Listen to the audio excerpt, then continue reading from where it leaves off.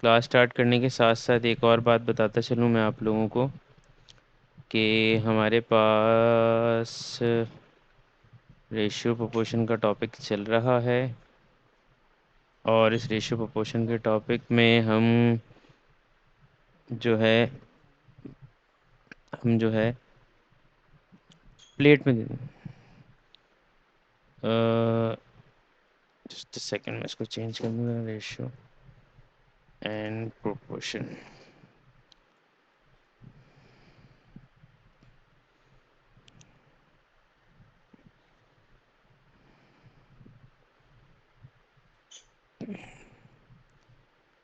तो रेशियो और प्रोपोर्शन में, तो please give a short recap. यार रेशियो में हमने ये सिखाया था कि हमारे पास मुश्तबा बेटा कि कोई भी चीज़ का रेशियो जो है वो किस तरह से कैलकुलेट हो रहा है। ठीक है, जैसे मिसाल के तौर पे फॉर एग्जांपल हम हिस्से बनाते हैं, डिस्ट्रीब्यूट करते हैं, तो हम हमेशा जो है यूज़ कर रहे होते हैं अपनी एक स्ट्रेटजी, अपनी एक टेक्निक, जिसको हम बेसिकली अपनी ज़बान में आसान अल्फाज में समझने के लिए रेशियो कहते हैं, जिसको हम अलजबरा के थ्रू सॉल्व कर रहे थे, 3x 2x और ये एंड सो ऑन। तो इस तरह से हम उसकी कंडीशंस को सॉल्व कर रहे थे। तो हम अ, इसी पैटर्न पे चलते हुए कुछ क्वेश्चंस को भी सॉल्व कर रहे थे। तो पहले क्लास स्टार्ट करने से पहले मुझे ये बताइए सबसे पहले कि होमवर्क किस किस ने कर लिया। ये जो होमवर्क अभी सामने स्क्रीन पे नज़र आ रहा है, ये होमवर्क किस किस आवाम ने हमारी आज कर लिया है, करके आए हैं अल्लाह के हुक्म से, ऐसे होनहार बच्चे। क्योंकि अभी तो मुझे क्लास में सिर्फ माशाल्लाह से अभी तक तो दो ही बच्चे नज़र आ रहे हैं, और दो ही मेरे होनहार तालिब इल्म इस वक्त क्लास में मौजूद हैं। तो आप मुझे बताइए कि होमवर्क किस किस ने किया हुआ है।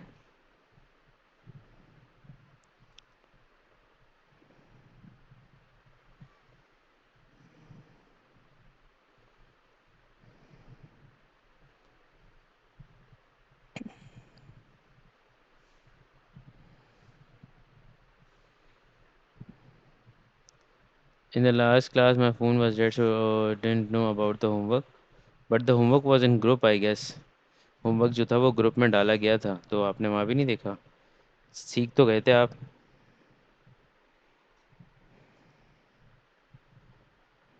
जहाँ तक मुझे याद है आपने सीख तो लिया था। सिमरा ने डाला था ना होमवर्क क्लास में। किया है कि नहीं किया ये बता दें बस।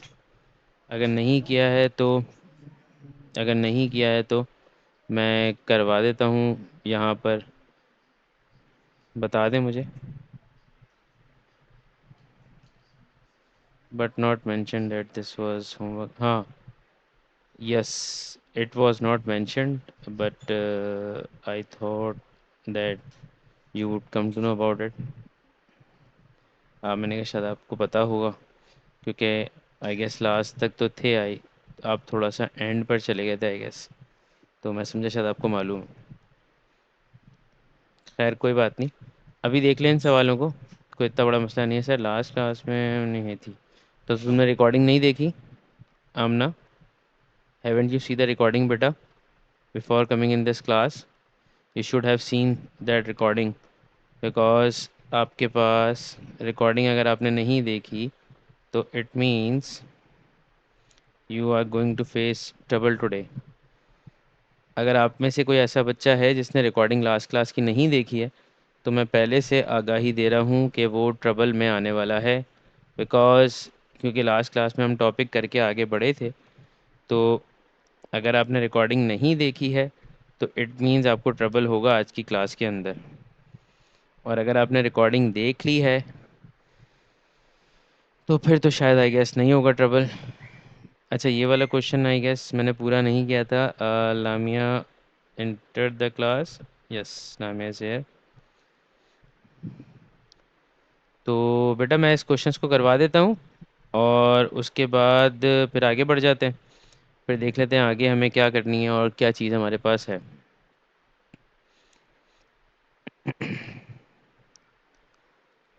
अच्छा, यहाँ पर हमारे पास क्या है इस वक्त इस क्वेश्चन में? जैसे पहला सवाल दिया हुआ है, the angle of the triangle are in the ratio of 3:4:5, calculate the smallest angle in the triangle. तो रेशियो डिस्ट्रीब्यूशन तो पता ही है आपको कि पहला एंगल जो है वो 3x के बराबर है, दूसरा 4x के बराबर है, और तीसरा 5x के बराबर है। अगर ये सारी अजम्पशन अपनी जगह पर फुलफिल काम कर रही हैं तो इसका मतलब ये हुआ कि आपको आगे ये देखना होगा कि इस एंगल के साथ और क्या किया जा सकता है। ठीक है। अब उसने कहा कि सम ऑफ द स्मॉलेस्ट एंगल इसमें से आपको निकालना है। लेकिन एक बात तो अंडरस्टूड है, जो हमें पता है वो ये कि 3x plus 4x plus 5x अगर एक ट्राइंगल का सम है तो उसका सम जो है वो 180 के बराबर होना चाहिए। ठीक है, तो ये मेरे हिसाब से 5 + 4 हो जाएगा 9, 9 + 3 हो जाएगा आपके पास 12, so it's gonna be 12x I guess so. तो अब मुझे ये करना है कि x की वैल्यू कैलकुलेट करने के लिए मुझे 180 को 12 से डिवाइड करना होगा, तो ये हो जाएगा 2 × 6 = 12, 2 × 9 = 18, 2 × 3 = 6, 245, 3 × 1 = 3 और 3 × 15। तो x की वैल्यू तो मेरे पास आ गई 15। x की वैल्यू 15 आ गई। अब मुझे सबसे छोटा एंगल निकालना है। सबसे छोटा एंगल जो है वो मेरे पास हो जाएगा 3x। तो 3x x की जगह आएगा 15, सो इट्स गोना बी 45, ये आपके पास 45 हो जाएगा। ठीक है। अच्छा, उसके बाद अगली चीज़ आपके पास क्या है कि the ratio of boys to girls in the class is 4:5। Boys से गर्ल्स का जो रेशियो दिया हुआ है वो आपके पास है 4:5। तो 4:5 का मतलब ये हुआ कि बॉयज़ की तादाद जो है अकॉर्डिंग टू द क्वेश्चन, अगर मैं क्वेश्चन नंबर 26 की बात करूँ तो according to the question boys की तादाद जो है वो मेरे पास बन रही है कितनी, 4x। और गर्ल्स की तादाद जो बन रही है वो बन रही है 5x। ठीक है। अच्छा, अब इसके बाद मुझे उसने बोला there are 3 more girls than boys, यानी कि गर्ल्स 3 ज़्यादा हैं, इसका मतलब गर्ल्स की क्वांटिटी ज़्यादा है। तो अगर मैं गर्ल्स में से बॉयज़ की तादाद को माइनस करूँगा, so what should be the difference, difference क्या होना चाहिए बेटा मुश्तबा। हम भी आ गई हैं माशाल्लाह क्लास में। हैं, वन होना चाहिए, क्यों? अगर गर्ल्स में से बॉयज़ को माइनस करूँगा, गर्ल्स कितनी ज़्यादा हैं सवाल ये पैदा होता है। गर्ल्स कितनी ज़्यादा हैं ये आपको बताना है। जितनी ज़्यादा गर्ल्स होंगी उतना ही डिफरेंस आएगा। Yes, 3, that is 3।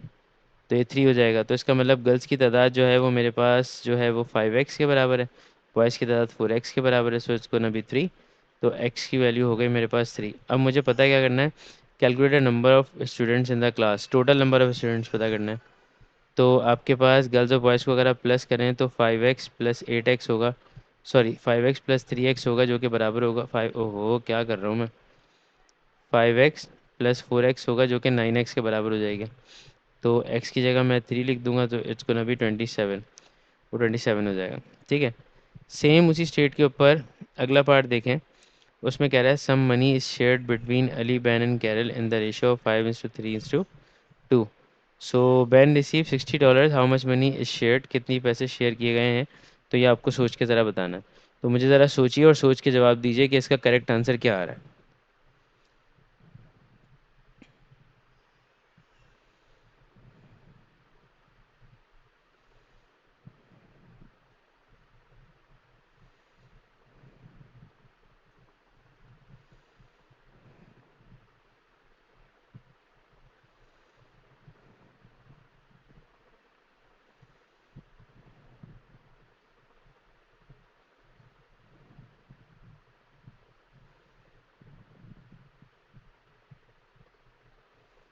क्या हो गया, क्या सोचने चलेगा?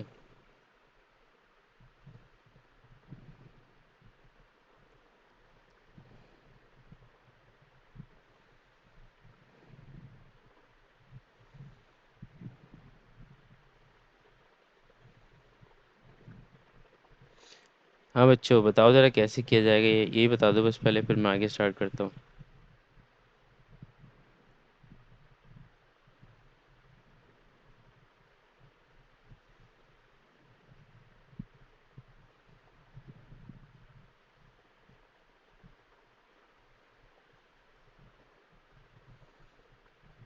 सर पता नहीं, भूल गए शायद। अच्छा, इसमें कह रहा है देखो बेटा, बहुत सिंपल था कि 3 लोगों में मनी शेयर की गई है, तो अली का जो शेयर है वो मेरे हिसाब से होना चाहिए 5x, और बैन का जो शेयर है वो मेरे पास होना चाहिए 3x, और कैरल का जो शेयर है वो होना चाहिए 2x। अब वो कह रहा है कि बैन को आपने पैसे दे दिए हैं, और बैन को कितने पैसे दे दिए हैं, उसने कहा बैन को $60 मिले। यानी कि इसका मतलब ये हुआ कि 3x जो है वो 60 के बराबर हो जाएगा। एक्स की वैल्यू आ जाएगी 20। अब वो कह रहा है how much money share, total कितने पैसे शेयर किए गए थे। भाई देखो, 5 हिस्से इसके पास गए थे, 3 इसके पास, 2 इसके पास, 5 और 3 8 और 2 10, ये टोटल 10 हिस्से शेयर किए गए थे 10x। तो आपने 10 इंटू उसकी जगह पे 20 लिख दिया, इट्स गोना बी 200। ठीक है, नेक्स्ट पार्ट में वो ये कह रहा है कि आपको इस रेशो को सॉल्व करना है। और आई गेस ये रेशो पूरा नज़र नहीं आ रहा, लेकिन मैं बता देता हूँ। 3 होल 1/2 आवर्स और 14 मिनट्स, इसको सेम रेशो में कन्वर्ट करना है। k/1 का मतलब होता है कि दोनों साइडों पे यूनिट एक ही होना चाहिए। अब दोनों साइडों पे एक यूनिट कैसे लगेगा।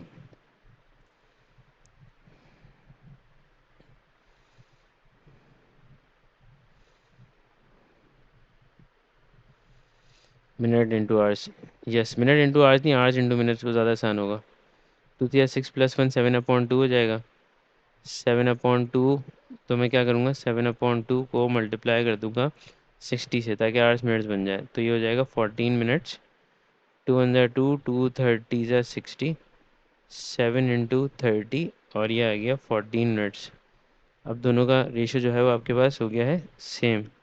अब अगर दोनों का रेशो सेम हो गया है, तो 7 3 × 21 210, रेशो 14 हो जाएगा। 200 कैसे होगा बेटा।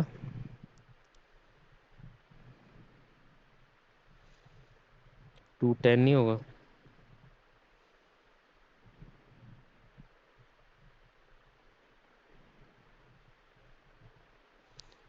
हाँ बच्चों, क्या है क्वेश्चन में 36, आंसर इज 200। 36, अच्छा you are talking about first part. अच्छा, ये वाला कोई बच्चा मुझे कैंसिल आउट करके बता दे, या मैं करूँ कैंसिल आउट। 210 डिवाइडेड बाय 14, यानी कि 210/14 वाला जो है, 2 7 × 14 और 2 10 × 20 और 5 2 5 10। 7 के टेबल में, हाँ 15। 15 क्या, अच्छा 15 आंसर आया। तो देख लेते हैं ज़रा क्या हो रहा है। हाँ 15 ही आ रहा है। इट्स गोना बी 15/1, क्योंकि ये 7 × 1 = 7 हो जाएगा, और 7 15 का होता है 105। इसका मतलब ये हुआ, इट्स गोना बी k/1, और k की वैल्यू क्या आ जाएगी, 5। अच्छा, अब इसके बाद अगला क्या है।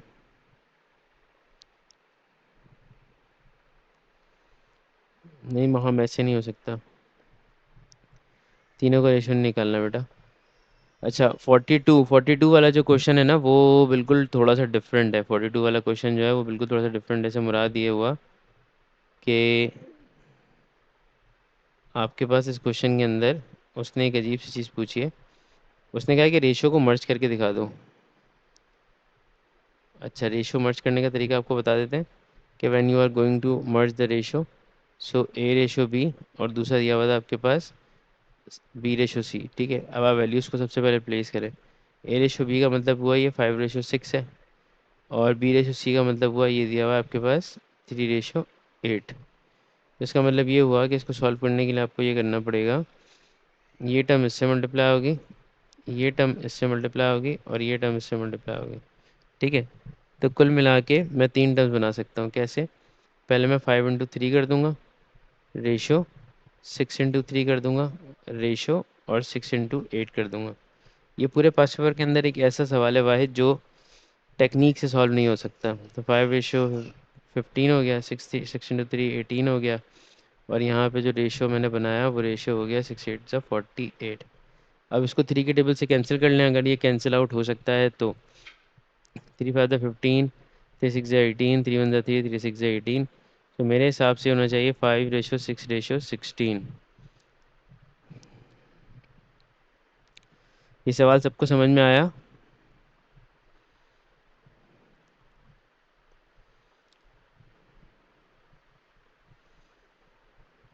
महम, आमना,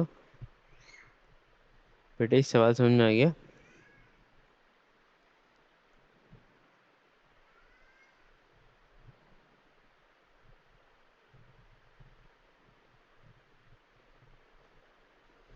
हाँ तो जनाब,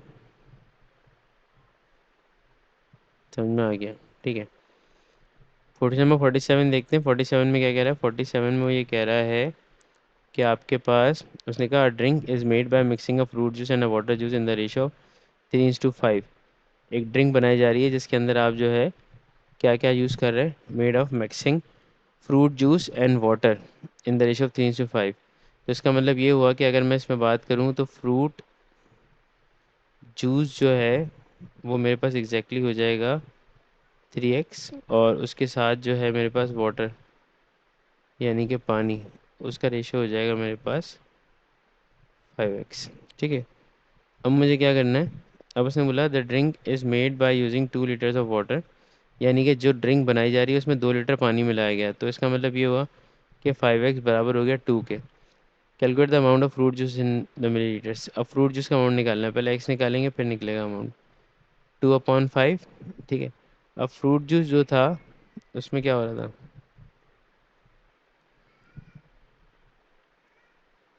फ्रूट जूस जो है वो आपके पास बराबर है किसके मेरे हिसाब से, 3x के। सो 3 × 2/5, और ये हो जाएगा 6/5। ठीक है, फ्रूट जूस की क्वांटिटी आपके पास आ रही है 6/5, लेकिन उसने कहा है आपको मिलीलीटर्स में देना है और ये आपके पास लीटर में दिया हुआ है। तो आप इसको 1000 से मल्टीप्लाई कर देंगे तो ये हो जाएगा 5 × 5, 5 × 2 = 10, दो जीरो आ जाएंगे, और 6 × 2 हो जाएगा 1200। ठीक है, तो 1200 जो है वो आपके उसके अंदर शामिल होगा मिलीलीटर्स में।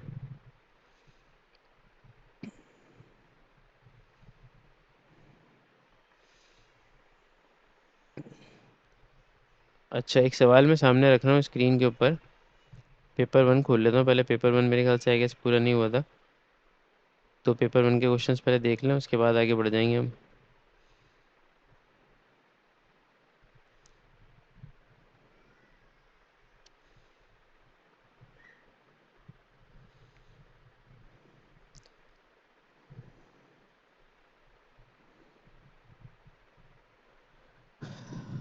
आज का मैच किस किस ने देखा?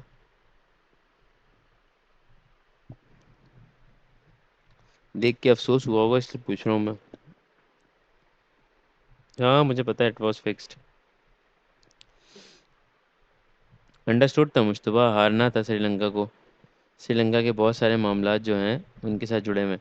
अच्छा बेटा देखो, हमने रेशो के पेपर 1 के सवाल कर लिए हैं सारे। रेशो में पेपर 1 में कोई भी सवाल नहीं बचा है, तो मैं पेपर 2 की तरफ जा रहा हूँ। ठीक है, तो मैं पेपर 2 के क्वेश्चंस करता हूँ। होमवर्क आप लोग करके नहीं आए, सुबह अल्लाह, अल्लाह के हुक्म से। लामिया तुमने किया है?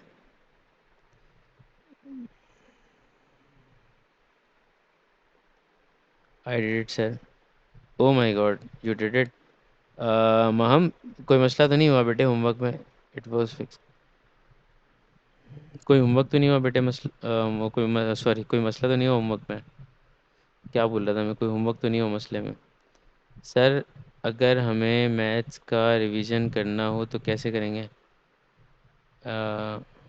एंड डेज में जाके, एंड डेज में जाके ना, मैं बताता हूँ आपको मैथ्स का रिवीजन करना हो तो कैसे करेंगे। देखो बेटे, अभी मैंने आपको अपने यूट्यूब का लिंक दिया हुआ है, ठीक है ना? यूट्यूब पे आपकी प्लेलिस्ट बन रही है, वो प्लेलिस्ट आपकी बन रही है और उसके अंदर सारी वीडियोस आ रही हैं। वो मैं खुली रखूँगा अभी कुछ टाइम तक। मतलब कहने का मकसद ये है कि मैं अलजबरा के इनिशियल तक उसे खुला रखूँगा। अलजबरा के कुछ टॉपिक कराने के बाद फिर मैं आपको लिंक दिया करूँगा, ठीक है? वो लिंक जो है वो बेसिकली आप उस पर जाके वीडियो देख सकते हैं। लेकिन एक दूसरा ऑप्शन भी है हमारे पास, लेकिन वो मैं आपको अभी नहीं, अगला सेशन जो होगा ना उसके अंदर मैं आपको बता दूंगा उसमें क्या करना है आपको। ठीक है, मैं कुछ लिंक्स जो हैं वो मैं प्राइवेट वो पब्लिक नहीं करूँगा। कुछ टॉपिक्स होंगे तो उनके लिंक मैं आपको अलग से बना के दे सकता हूँ। ठीक है, मतलब ये भी हो सकता है कि मैं आपको प्लेलिस्ट का लिंक दूँ या फिर जो टॉपिक उसमें नहीं डले हुए उसका लिंक अलग से दे दूँ। वरना मेरी वेब पे जाके आप देखेंगे जब ये कोर्स कंप्लीट होगा तो उसमें चीज़ें पूरी रखी हुई होंगी, रिकॉर्डिंग्स वगैरह, उसके रिलेटेड वर्कशीट्स वगैरह भी रखी हुई होंगी जो मैंने क्लास में करवाई होंगी। तो वो सब आपको हेल्प आउट हो जाएगा। अच्छा, माहम से क्वेश्चन नहीं हुआ, question number 42, she had a problem in that. Question number 42 ऐसे करना था माहम कि आपको तीनों रेशो को मर्ज करके एक रेशो बनाना था। तो मैंने क्या किया, A ratio B, but now I am understood. अच्छा तुमने सीख समझ लिया, ठीक है ठीक है। एंड टाइम में तो होगा तो कैसे, सारी रिकॉर्डिंग्स देखेंगे? नहीं, अब आप सारी रिकॉर्डिंग्स ही देखेंगे, फिर आप लोग पास पेपर कर रहे होंगे। तो पास पेपर जब आप कर रहे होंगे ना तो उसमें मैं क्यूरी सेशंस रखूँगा। तो क्यूरी सेशंस में आपको जो प्रॉब्लम आ रही होगी, जिस ईयर का जो क्वेश्चन होगा वो आप पहले से मुझे सेंड कर दीजिएगा, ताकि फिर जब मैं क्यूरी सेशन ले रहा हूँ तो मैं आप लोगों के सारे क्वेश्चंस को एड्रेस कर सकूँ।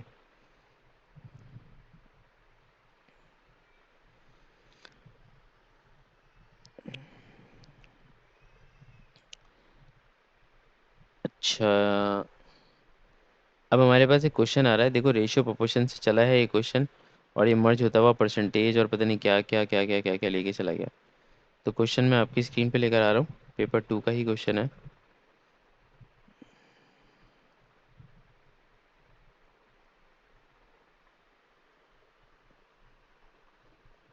तुम लोगों को मैंने अपनी वेबसाइट भेजी थी, उसके अंदर लास्ट में जाके चैप्टर्स भी देख लेते।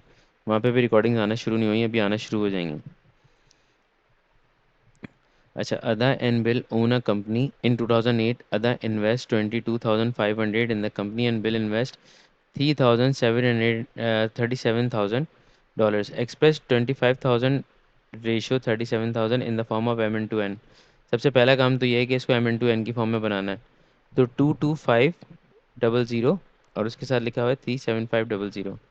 तो जब आप इसको बनाने जा रहे हैं, हाँ कैंसिल आउट करेंगे, 2 जीरो से 2 जीरो कैंसिल हो जाएंगे, तो इसका मतलब 225 और रेशियो 375 बचेगा।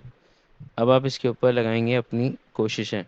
कोशिशें क्या होंगी आपकी, क्या आप इस पर टेबल पढ़ेंगे, यानी कि 5 4 जा 20 हो जाएगा। ठीक है, और 5 और 20 के बाद 2 कैरी चला गया तो 5 25 हो जाएगा।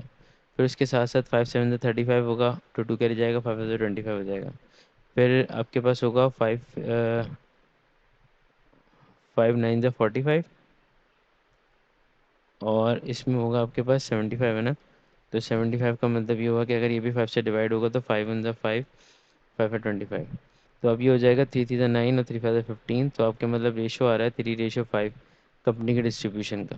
ठीक है, अब इसका नेक्स्ट पार्ट देखते हैं, नेक्स्ट पार्ट में क्या कह रहा है। नेक्स्ट पार्ट थोड़ा सा बड़ा है, मैं स्क्रीन पे लाता हूँ। अच्छा, अभी हम पेपर 2 कर रहे हैं, तो ख्याल रहे आप लोग कैलकुलेटर यूज़ कर सकते हैं। ठीक है, तो मैंने यहाँ पे रखा है इसको।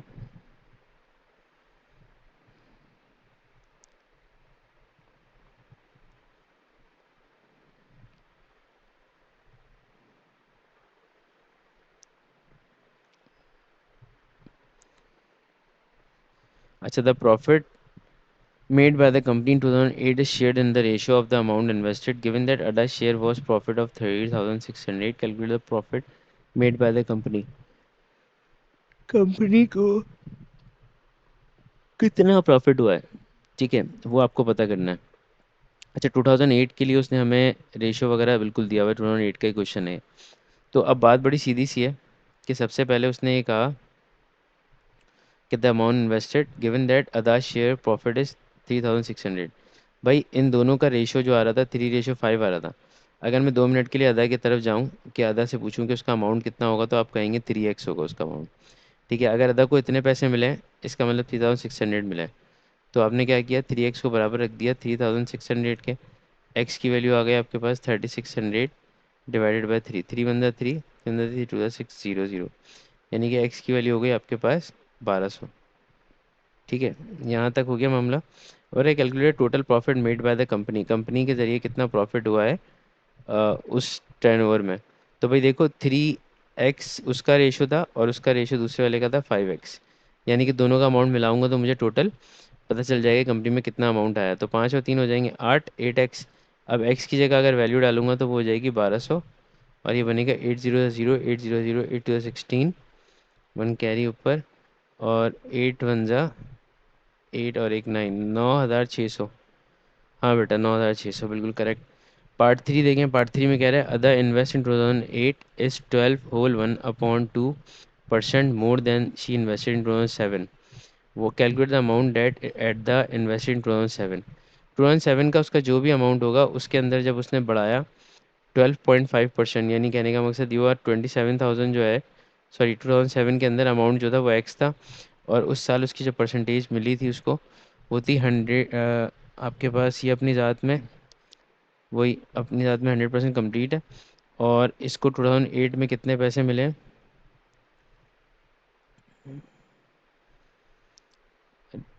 अच्छा, इसको मुझे सिर्फ और सिर्फ बढ़ाना है।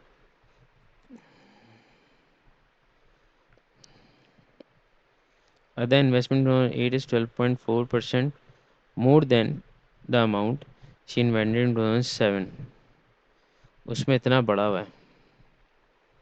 तो प्लस करेंगे आप जब इसको, तो ये तो 112.5 हो जाएगा। ठीक है, और कुछ इन्फॉर्मेशन दी है उसने। 112.5 नहीं दी हुई, और कोई इन्फॉर्मेशन उसने हमें? ऊपर वाले सवाल में क्या हुआ था?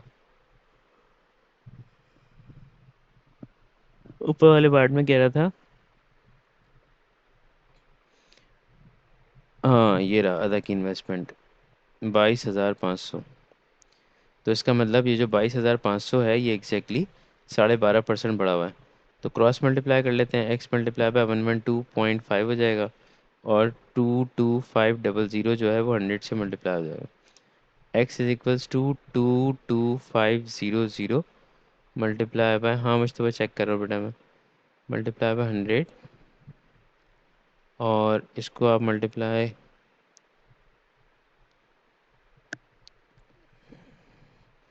ये आंसर कुछ गड़बड़ गड़बड़ घोटाला सा आ रहा है, 112.5। ये सॉल्व करके ज़रा बाकी बच्चे भी चेक करें कि इसका आंसर सही आ रहा है। 10800। Mustafa has told me answer and I want you guys to find out that is he telling correct or wrong.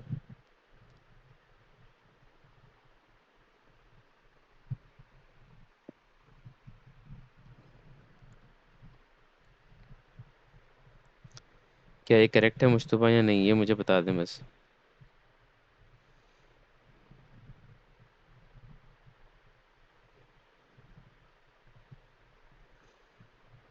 हाँ भाई, सबका आंसर आ रहा है 10800।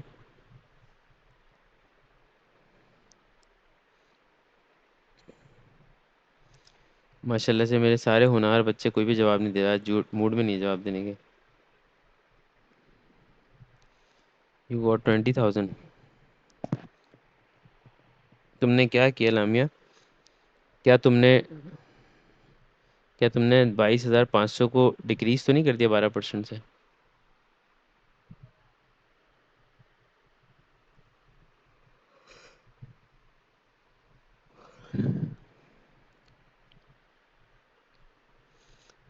Answer is 20,000। अब मैं ज़रा चेक करता हूँ कैलकुलेटर निकाल के। भाई ये जो कैलकुलेशन मैंने लिखी हुई है ना, ये तो बिल्कुल करेक्ट है, इसमें तो कोई मसला नहीं है। अब मैं ये देख लेता हूँ कि आप लोगों के आंसर सेम क्यों नहीं आ रहे।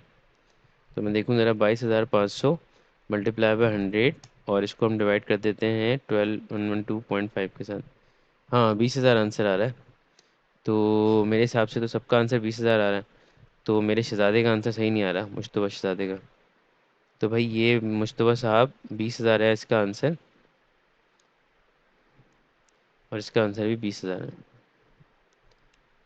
अच्छा, 12.5% ऑफ 96, क्यों भाई 960 क्यों क्यों यूज़ किया आपने? सवाल के इनिशियल उसमें लिखा हुआ था ना, इनिशियल स्टेटमेंट के अंदर, कि आपको जो है ऊपर वाला अमाउंट यूज़ करना है। देखें, 2008 की इन्वेस्टमेंट दोनों की लिखी हुई है ना।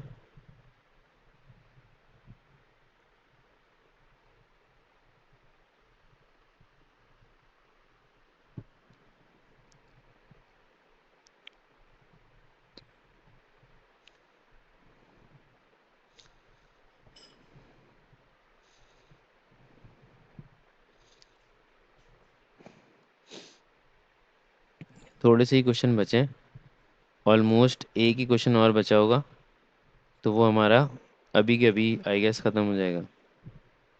तो रेशियो तो साइड हो जाएगा, फिर मैं प्रोपोर्शन की तरफ चला जाऊंगा। अच्छा, सामने क्वेश्चन आ रहा है आप लोगों के।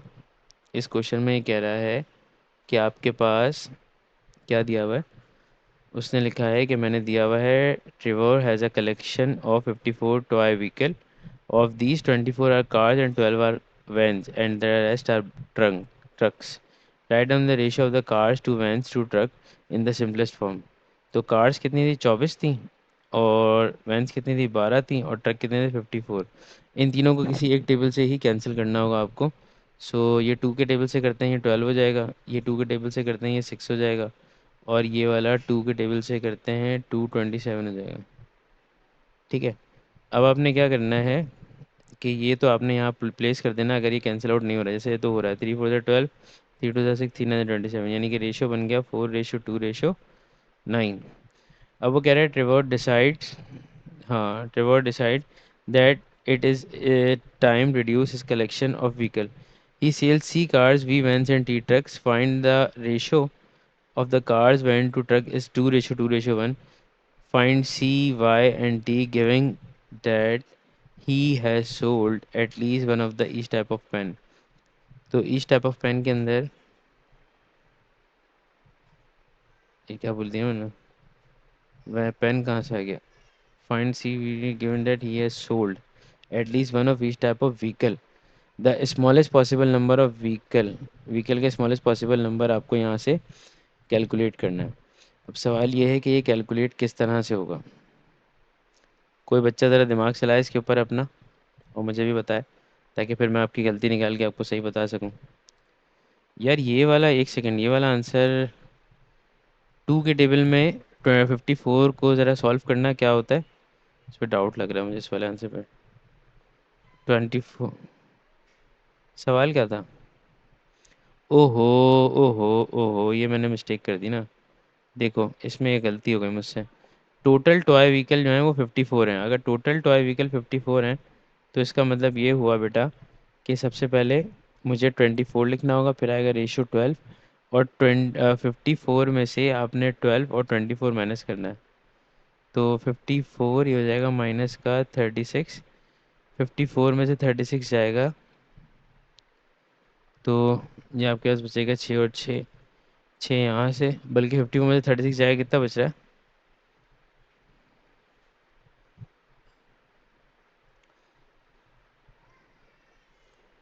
54 माइनस 36 18 हो जाएगा। तो ये रेशियो 18 के साथ होगा। तो फिर ये 2 12, 2 6 और 2 9 हो जाएगा, 3 4 3 2 और 3 3। तो ये हो जाएगा 4:2:9, नो सॉरी 2:3। अब वो कह रहा है Trevor decide that it is a time to reduce the collection of vehicles. वो कह रहा है ही सेल्स का C cars V van and T trucks. I find that the number ratio of the cars to van to truck is 2:1. Find C and V and T given that he has sold. अच्छा, अब सबसे पहला काम तो ये है कि वो आपको जो है ना उसकी कंडीशन को समझते हुए वो निकालना पड़ेगा कि उसे निकाला किस तरह जाएगा। तो निकालने के लिए एक आसान सा हल ये करते हैं हम कि हम रेशो को सिंप्लीफाई करने की कोशिश करते हैं, क्योंकि हो सकता है रेशो किसी ना किसी का मल्टीपल हो। अच्छा, अब ये भी हमें चेक करना होगा कि हमारे पास क्या मल्टीपल की कंडीशन बन रही है, क्योंकि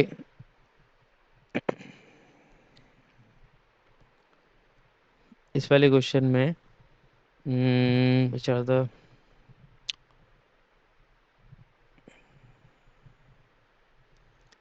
अच्छा, मुझे इस रेशियो के दायरे में रहते हुए काम करना है। अगर मैं रेशियो के दायरे में रहते हुए काम करूँगा तो 2:1 ये आ गया मेरे पास।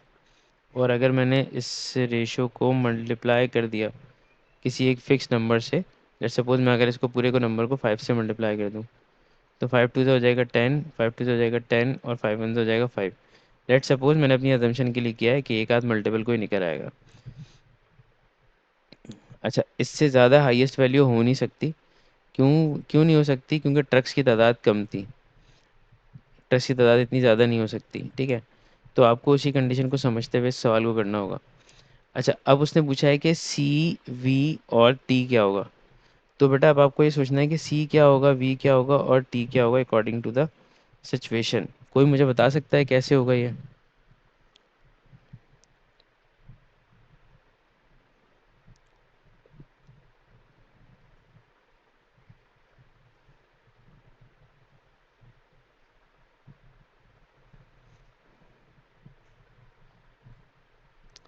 नो,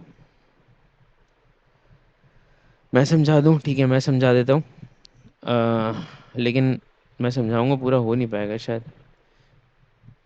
हाँ, क्योंकि मीटिंग ऑलमोस्ट एंड ही होने वाली है, तो मैं समझाना पड़ेगा तरीके से। एक काम करते हैं, इस क्वेश्चन को यहीं तक रखो, मैं एक सवाल और साथ में दे रहा हूँ तुम्हें रेशो का। और जब तक इसको बैठ के देख लो अच्छी तरह, फिर मैं अगली क्लास के अंदर बीच में पूछूंगा ये सवाल भी, और इससे रिलेटेड पार्ट्स भी पूछूंगा।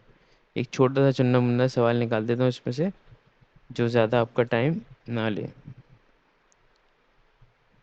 कि आपको एवरेज निकालना है तो एवरेज निकालने की ज़्यादा टाइम वाला टाइम काम तो हो ही नहीं रहा ना, आपको फ़ौरन फ़ौरन करना होगा। अच्छा, इसमें कोई और सवाल आज दिया हुआ ही नहीं है। लो भाई, सारे सवाल कर चुके हैं हम, ये लास्ट क्वेश्चन था। चलो ठीक है, फिर एक काम करो, अभी तक इसको इतना रखो। अच्छा तो भाई हम कहाँ पे थे? हम थे यहाँ पे अपने सवाल पे। अच्छा, मैं इसमें आपको एक चीज़ बता देता हूँ, जो स्क्रीन पे आपको नज़र भी आ रही होगी, मैं यहाँ पे एक्सप्लेन कर देता हूँ। मैंने उसको डायरेक्टली 5 से इसलिए मल्टीप्लाई किया था कि मैंने सोच लिया था कि उसके साथ क्या करना है, लेकिन आप लोगों को शायद ये बात समझ में ना आए कि सर ने डायरेक्टली मल्टीप्लाई कैसे कर दिया। तो मैं उस चीज़ को एक्सप्लेन कर रहा हूँ यहाँ पे, आप तमाम बच्चे देख लें। देखो बेटा, हमारे पास इनिशियली जो कार्स की तादाद थी वो एग्जैक्टली मेरे पास क्या थी, 24 व्हीकल्स, 24 कार्स थी, और 12 मेरे पास वैन्स थी, और 18 जो थी वो मेरे पास अल्लाह आपको नहीं की थी, ट्रक थे। ठीक है। अब हुआ क्या था, उसने ये कहा कि भाई आपने ये करना है कि आपने अपनी क्वांटिटी को रिड्यूस करना है, तो आप जो है ना सी कार्स भेज दें। तो मैंने कार्स में से सी माइनस कर दिया। उसने कहा वी वैन्स भेज दें, तो मैंने वैन में से वी माइनस कर दिया। फिर उसने कहा कि टी ट्रक्स भेज दें, तो मैंने 18 में से टी को माइनस कर दिया।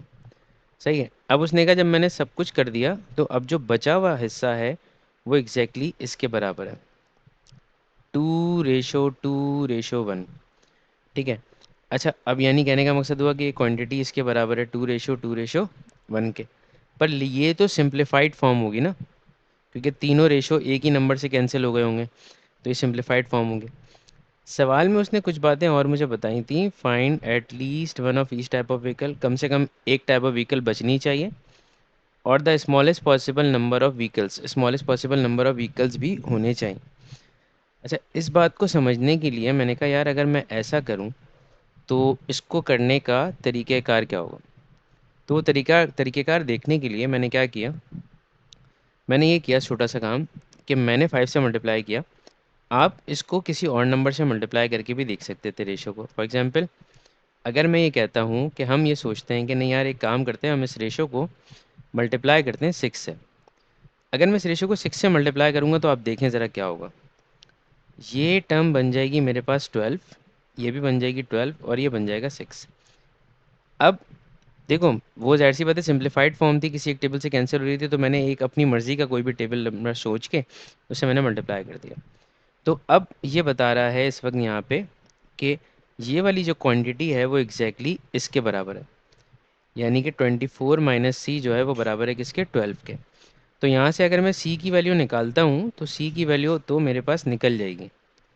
ठीक है, यानी कि 12 कार्स हैं जो बिकी हैं। सही है। सेम उसी तरीके से 12 माइनस वी को मैं 12 के बराबर रखता हूँ, तो यहाँ पर होगा क्या कि 12 माइनस 12 करूँगा और वी हो जाएगा, तो वी यहाँ पे मेरे पास बन जाएगा क्या, ज़ीरो। यानी कि इसका मतलब ये हुआ कि ज़ीरो कार्स बिकी हैं, पर ऐसा तो नहीं हुआ, उसने स्मॉलेस्ट नंबर ऑफ कार्स को बेचा था। तो अब जो क्वांटिटी मेरे पास वी की आ गई वो तो ज़ीरो आ गई। और इसी तरीके से तीसरे वाले की क्वांटिटी निकल जाएगी, 18 minus t is equals to 6 करूँगा तो 18 माइनस 6 हो जाएगा, इक्वल टू टी हो जाएगा, और टी की वैल्यू आ जाएगी मेरे पास 12। ठीक है। अब मसला क्या है, सारा प्रॉब्लम ये हो गया कि यार ये तो मैं चला गया उसके ऊपर, कि मैंने जो है ना क्वांटिटी के ऊपर काम कर लिया, लेकिन अब मेरे पास सवाल में दो अजम्पशंस लिखी हुई थी कि गाड़ियाँ जो हैं वो स्मॉलेस्ट पॉसिबल नंबर पे बिकेंगी। ठीक है, व्हीकल्स बिकेंगी, और उसके अलावा दूसरा काम ये होगा at least one of each type of vehicle की बात हो रही है, यानी कि एटलीस्ट एक टाइप तो बिकनी ही बिकनी है। अब यहाँ पे हुआ क्या कि यहाँ पे ये नहीं बिका वी वाला, क्योंकि ये ज़ीरो आ गया। तो मुझे क्या करना होगा कि मुझे ये देखना होगा, अब मैं इससे एक पीछे वाला नंबर लेके देखता हूँ। पीछे वाला नंबर जो मैंने लिया था दैट वाज 5, तो उसके लिए मैंने सारे रेशियोज़ को मल्टीप्लाई कर दिया। अब इसका मतलब ये हुआ कि ये पहला वाला जो है 10, 24 minus c is equal to 10, ये इसकी क्वांटिटी बता रहा है। दूसरी क्वांटिटी मुझे पता चल रही है 12 minus v is equals to 10। ठीक है। और तीसरी क्वांटिटी जो मुझे पता चल रही है वो पता चल रही है 18 minus t is equal to 5, यानी कि ये 5 के बराबर है, ये वाला 12 माइनस वी के बराबर। अब एक एक करके मैं इसमें से सारी क्वांटिटीज़ निकाल लूँगा। 24 माइनस 10 इक्वल टू सी हो जाएगा। सी की वैल्यू आ गई मेरे पास 14, और 12 माइनस 10 जो है वो मेरे पास वी हो गया। वी की वैल्यू मेरे पास आ गई 2, और इसी तरह से 18 माइनस टी जो था वो 5 हो गया, तो मेरे पास 18 माइनस 5 करने से टी की जो वैल्यू आ गई वो आ गई 13। तो इसका मतलब ये हुआ कि हर क्वांटिटी में देखें आप ज़रा, थोड़ा थोड़ा माल बिक गया। और उसने कहा था कि एटलीस्ट एक क्वांटिटी तो होनी चाहिए। तो ये दोनों बातों को मद्देनज़र रखते हुए मैंने इसको 5 से मल्टीप्लाई करवाया था, जो मैंने डायरेक्टली सोच लिया था माइंड में। तो अब मैंने आपको यहाँ पे इसको कैलकुलेट करके दिखा दिया कि ये कैसे कैलकुलेट हुआ। अच्छा, अगर तुम इसको फॉर एग्जांपल 2:1 को अगर तुम 2 से मल्टीप्लाई कर देते तो एक छोटा नंबर जनरेट होता। और छोटे नंबर का मसला ये था कि वो जो छोटा नंबर है वो अपनी अजम्प्टेड रिजल्ट पे नहीं जाता, क्योंकि वो एटलीस्ट वाली कंडीशन को फुलफिल नहीं कर रहा होता, किसी में ज़्यादा किसी में कम आ रहा होता। तो इसमें एक एक नंबर रख के चेक करना होता है। तो मैंने पहले 5 माइंड में सोच के कर लिया था, फिर लेकिन मैंने कहा आप लोग सब कंफ्यूज होंगे, तो मैंने 6 से भी आपको मल्टीप्लाई करवा के दिखाया। उससे एक number of one number of car was becoming zero. तो मुझे ये सारी चीज़ों को माइंड में रखते हुए ही सवाल को सॉल्व करना था। तो उससे मुझे पता चला कि सी मेरे पास 14 है, वी मेरे पास 2 है, और टी मेरे पास 13 है। ठीक है, ये सारी क्वांटिटीज़ मुझे मिल गई। अब आगे देख लेते हैं आगे हमें क्या करना है। आगे तो भाई हमारे पास रेशो वाला सिलसिला हो गया है ख़त्म। तो अब रेशो का कोई भी हिस्सा मतलब मेरे पास अभी सवाल कराने के लिए बचा नहीं है। तो अब डायरेक्टली हम एक काम करते हैं कि हम चलते हैं अपने अगले पार्ट की तरफ, जो इसी चैप्टर का हिस्सा है, और जिसे आप प्रोपोर्शन भी कह रहे हैं और उसे आप रेट भी कह रहे हैं। ठीक है, ratio, proportion and rate. Rate से मुराद क्या है? रेट से मुराद है बेटा स्पीड, कि you are discussing about the speed. तो स्पीड आप किस तरह सॉल्व करेंगे? स्पीड का वैसे तो फॉर्मूला हमें पता है कि speed equal to distance upon time होता है, लेकिन कभी कभार हम स्पीड्स को और टाइम के रिलेशन को आपस में यूनिटरी मेथड से भी सॉल्व कर लेते हैं। तो अगर यूनिटरी मेथड से हम सॉल्व कर लेते हैं तो उससे हमारे पास क्या रिजल्ट आता है और क्या पॉसिबिलिटीज़ बनती हैं वो मैं आपको दिखा देता हूँ। तो मैं डायरेक्टली जाऊँगा क्वेश्चंस की तरफ, क्योंकि ये बिल्कुल भी मतलब इसमें कोई डिटेल नहीं है ज़्यादा समझाने वाली, और इसके क्वेश्चंस करके ही इसका कॉन्सेप्ट क्लियर हो जाता है कि भाई हमसे यूनिटरी मेथड में क्या बात पूछी जा रही है। और यूनिटरी मेथड में माशाल्लाह आप लोग इतनी सारी चीज़ें करके आ चुके हैं, तो आपको यूनिटरी मेथड बहुत ही आसान लग रहा होगा, क्योंकि अपने पूरी परसेंटेज ही वहीं से पढ़ी है। ठीक है, सवाल हमारा ये है कि Ed goes on a car journey. पहला सवाल है रेट का। Ed goes on a car journey, the first 60 kilometre of the journey take 45 minutes. The remaining 20 kilometer of the journey take 30 minutes. Calculate his average speed in kilometer per hour for the whole journey. It means they are going to calculate the speed of for the whole journey. अब whole journey की speed आपको calculate करनी है तो आपको ये देखना पड़ेगा कि आपके पास स्पीड कैसे कैलकुलेट होती है। अच्छा, जो फॉर्मूला हमने डिस्कस किया है that is directly belongs to total distance divide by total time. Yes बेटा, total distance divide by total time, बिल्कुल करेक्ट कहा आपने। तो हम यहाँ पे ये करेंगे कि हम टोटल डिस्टेंस निकालेंगे और उसको टोटल टाइम से डिवाइड कर देंगे। देखो बेटा, फर्स्ट 60 किलोमीटर यानी कि पहला डिस्टेंस जो आपको दिया गया है सवाल के अंदर वो फर्स्ट 60 किलोमीटर्स है। Of the journey take 45 minutes, उसको 45 मिनट्स लेंगे। The remaining 20 kilometre journey 30 minutes, यानी कहने का मकसद ये हुआ किलोमीटर पर मिनट पे आ रहा है, लेकिन हमें तो आर पे जाना है।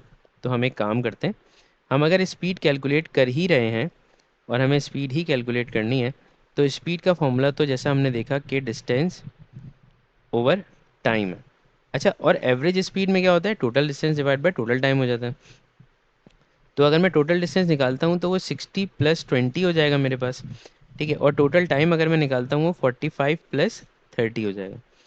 अभी प्रॉब्लम ये है कि तो 60 + 20 जो है वो 80 किलोमीटर्स है, और ये जो 45 + 30 है ये दैट इज़ 75 मिनट।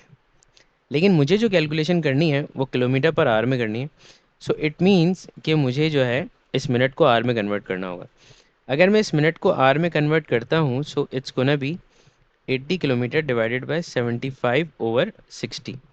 75/60 मिनट्स हो जाएगा, ताकि ये आर में कन्वर्ट हो जाए। क्योंकि आपको भी ये बात मालूम है कि जब आप मिनट से आर में जाते हो तो डिवाइडेड बाय 60 करते हो, और मिनट से सेकंड में आते हो तो मल्टीप्लाई बाय 60 करते हो। तो अब अगर मैं इसको रख के सॉल्व करूँ तो नीचे मेरे पास एक फ्रैक्शन है, और हमने ये सीखा है कि जब फ्रैक्शन जो है 80 डिवाइड हो रहा है एक फ्रैक्शन से, दैट इज 75/60, तो 80 जो है वो मल्टीप्लाई हो जाएगा और बनेगा 60/75। अब इसको आगे हम सॉल्व कर लेते हैं, अगर ये एक टेबल से कैंसिल हो रहा है तो 5 1 ज़ा 5 हो जाएगा, 5 5 ज़ा 25 हो जाएगा, और 5 12 ज़ा 60 हो जाएगा। फिर फर्दर ऑन 5 3 ज़ा 15 होगा, और 5 1 ज़ा 5 हो जाएगा, और 5 6 ज़ा 30 हो जाएगा। 3 1 ज़ा 3, 3 4 ज़ा 12 हो जाएगा। तो अब 16 मल्टीप्लाई बाय 4 ही बचा है न्यूमिनेटर में, तो इसका मतलब ये बनने वाला है 64 किलोमीटर पर आवर। ठीक है, ये मेरे पास आ गई मेरी एग्जैक्ट स्पीड। सेम उसी तरह से, अच्छा किसी बच्चे को इसमें कोई प्रॉब्लम तो नहीं हुई? ये आसान सा सवाल था, मतलब अगर फिर भी कोई प्रॉब्लम हुई है तो आप मुझसे डिस्कस कर सकते हैं, आप मुझे बता सकते हैं, कोई ऐसी इशू की बात नहीं।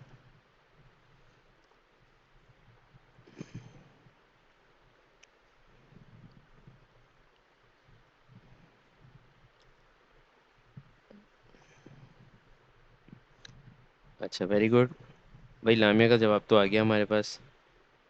सर डायरेक्ट कैलकुलेटर भी तो यूज़ हो सकता था। हाँ बेटा, डायरेक्ट कैलकुलेटर भी यूज़ हो सकता था, पर मेरा सवाल आपसे ये है बेटा कि ये पेपर 1 में आप कैसे इस्तेमाल करेंगे, how you are going to use the calculator over there. क्या आप छप्पर में कैलकुलेटर इस्तेमाल करने वाले हैं? आई एम जस्ट आस्किंग कि क्या कोई टेक्निक वेक्निक मिल गई है आपको?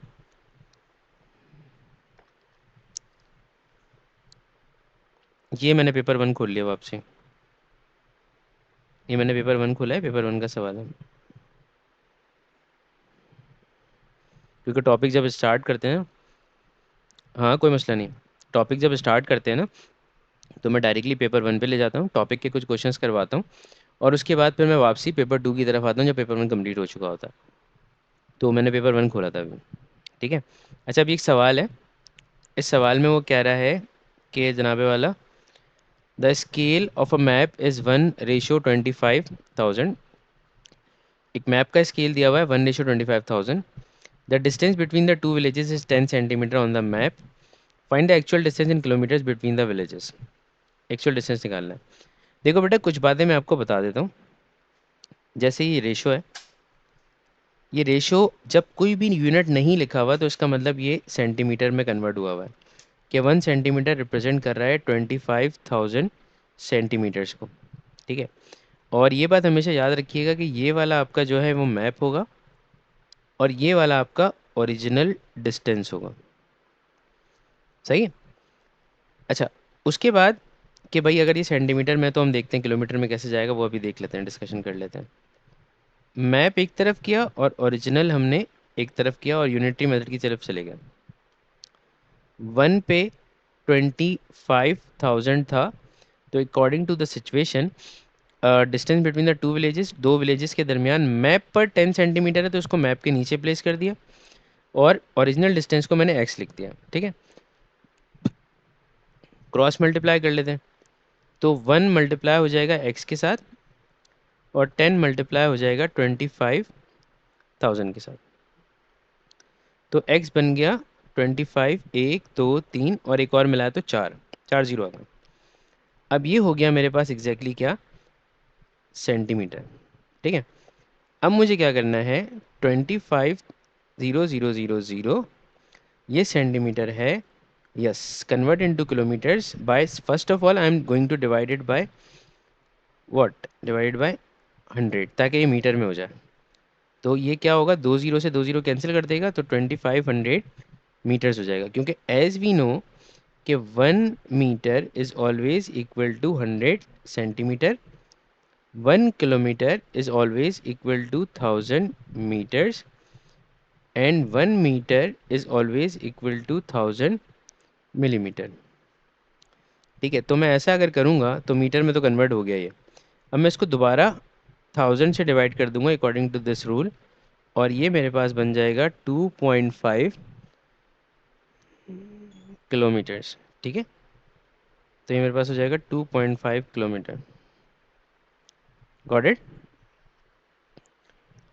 सही है। किसी बच्चे को इसमें कोई मसला तो नहीं था?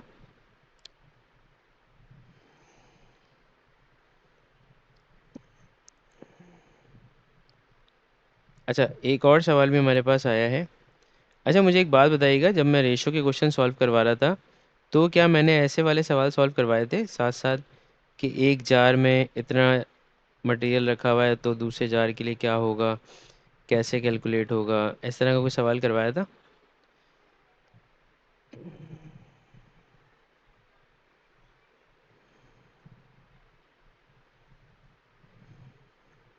लीटर्स वाला था? अच्छा, लीटर्स वाला था। चलो देखते हैं उसमें क्या होगा।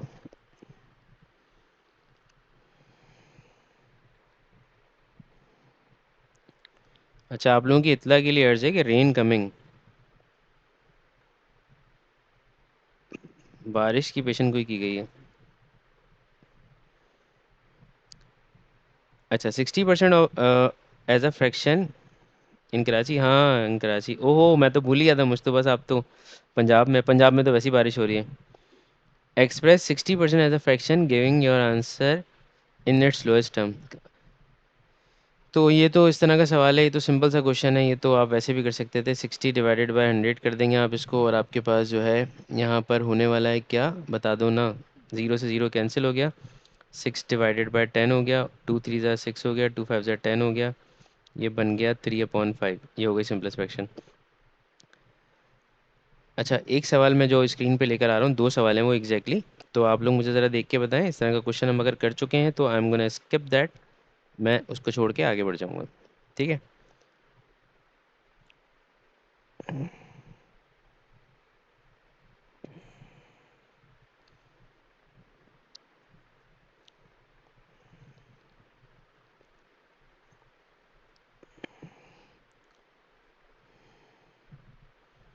सर डायरेक्ट 0.6 विदाउट कैलकुलेटर, मुझे नहीं पता, देखो पहले सवाल देख के बताओ। विदाउट कैलकुलेटर 0.6 लिख दूँ? नहीं नहीं, उसने फ्रैक्शन मांगी है, तो डेसिमल क्यों दे रहे हो?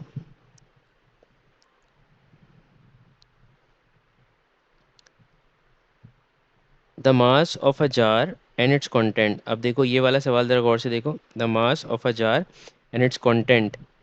एक मास है जार का और उसके कंटेंट का, वो टोटल 1.6 केजी है। क्या इस तरह का सवाल मैंने पहले करवाया था रेशो के दौरान? नो, ठीक है।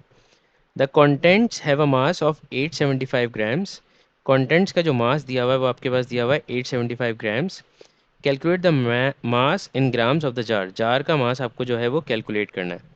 ठीक है, जार का मास आपने कैलकुलेट करना है, तो भाई सिंपल सिंपल सा काम है। कंटेंट का मास आपको दिया हुआ है, और आप इसको भी जो है ना सेम यूनिट में लेकर आ जाएं। तो सेम यूनिट में कैसे लेकर आएंगे, ये आपके पास है 1.6 kg, तो आप इसको 1.6 को मल्टीप्लाई कर दें 1000 से, तो ये आपके पास क्या बनेगा, ये आपके पास बन जाएगा 1623 ग्राम्स। टोटल मास ग्राम्स में आ गया आपके पास। अब आपने इसमें से 875 ग्राम्स को सिंपल सिंपल सब्ट्रैक्ट करना है। ठीक है, अगर आप सब्ट्रैक्ट करेंगे तो it's gonna B 10, it's gonna B 9, and it's gonna be what, it's gonna B 5 and plus 1, that's gonna be 15। 10 minus 5 will be 5, 9 minus 7 will be 2, 15 minus 8, it's gonna be what? 15 minus 8, 15 minus 8 क्या होगा बच्चों? मैं भूल गया, 5 में 3 के साथ 7, so it's gonna be 725 ग्राम। बिल्कुल 725 ग्राम होने वाला है उस mass of a jar. The mass of a container and it's content is 2.4 kg। अब ये सवाल आप खुद कर लीजिएगा, ये सवाल बिल्कुल इसी की तरह है, and I am writing it is in your homework. ठीक है, so I am just taking another question in front of you guys. अच्छा, अब मुझे इत्तेफाक की बात है, पेपर 1 में जितने सवाल दे रहे हैं वो सारे रेशो वाले ही थे, तो मैंने ऑलमोस्ट हमने सारे तो करवा दिए थे आपको, पर देयर आर सम क्वेश्चंस। चलो बस ये एक सवाल और है, ये भी देख लेते हैं। अच्छा, अगली क्लास में हम यहीं से इसके आगे से कंटिन्यू करेंगे। अभी मेरी जान निकल गई, मैंने बोला था लंबी क्लास का।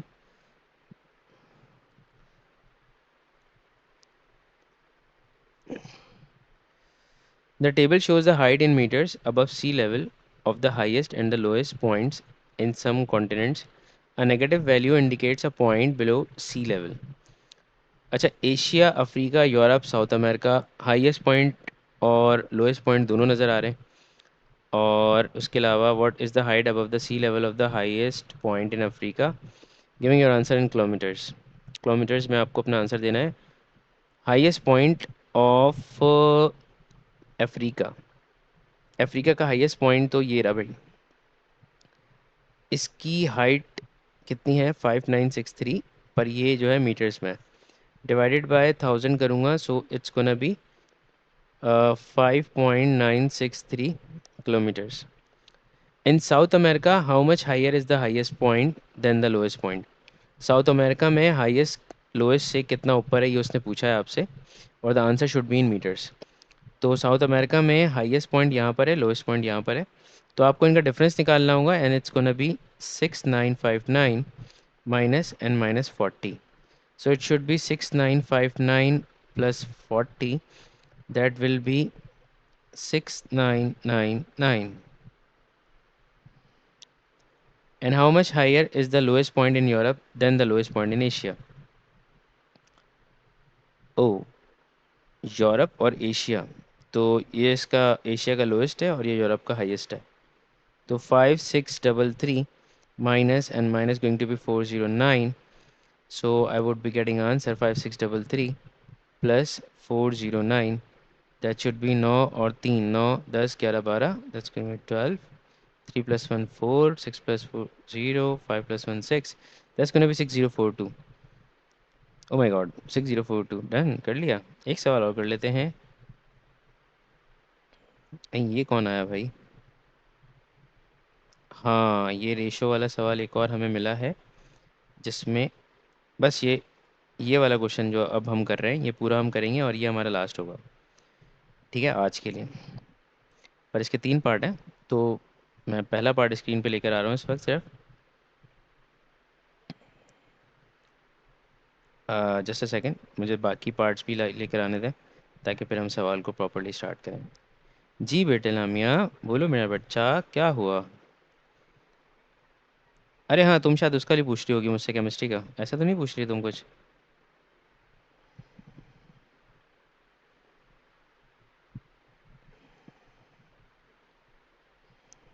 पहले वाले क्वेश्चन में लोएस्ट पॉइंट यूरोप का था ना? है? ओ, मैंने गलत कर दिया, सॉरी बेटा सॉरी। ये वाला हाईएस्ट और इसका लोएस्ट उठाना है। सो 8850, मुश्तबा भी आंसर दे रहा है, बता नहीं रहा। 8850 प्लस 28, सो ये हो जाएगा 8 5 6 7। जी, है दोनों लोएस्ट है। अरे यार, क्या हो गया मुझे?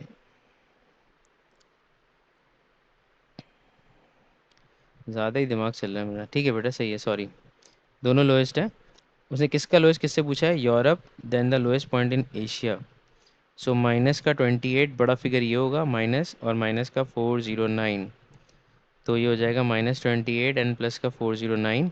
सो 409 में से मैं 28 को करूँगा माइनस, 9 में से 8 गया, एक बचा, और ये हो जाएगा 38, यानी कि इट्स गोना बी 381।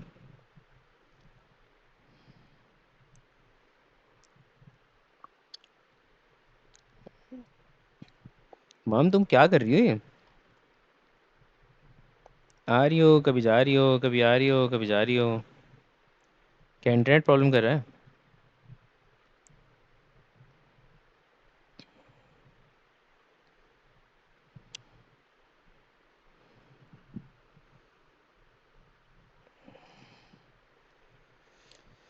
अच्छा भाई, a map has a scale of 2 centimeter to 5 kilometer. एक मैप है जिसके ऊपर स्केल आपके पास दिया हुआ है 2 सेंटीमीटर से 5 किलोमीटर्स तक, और express this scale in the form of 1:n। 1:n में आपको इस स्केल को देखकर बताना है कि व्हाट इट शुड बी। तो 1:n का मतलब पता है क्या है? कि दोनों का यूनिट सेम करना होगा आपको। ठीक है, अब ये देखते हैं दोनों का यूनिट कैसे सेम होता है। यार देखो, ये दिया हुआ है 2 सेंटीमीटर और ये दिया हुआ है 5 किलोमीटर्स। तो सेंटीमीटर तो मैंने बताया था ऐसे ही छोड़ दो, क्योंकि वो ऐसा स्केल जब भी होता है तो वो सेंटीमीटर में रिप्रेजेंट करता है।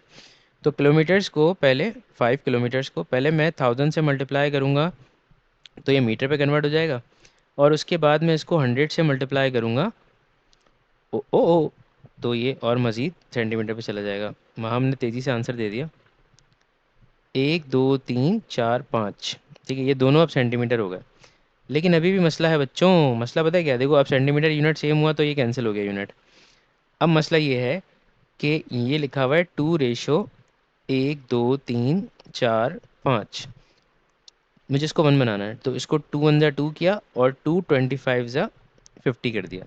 तो अब ये बन गया 1:2 5 के बाद आ रहे हैं 2 2 4 4 0। तो ये हमारा इस वक्त करेक्ट आंसर होगा। महम, समझ में आया बच्चे?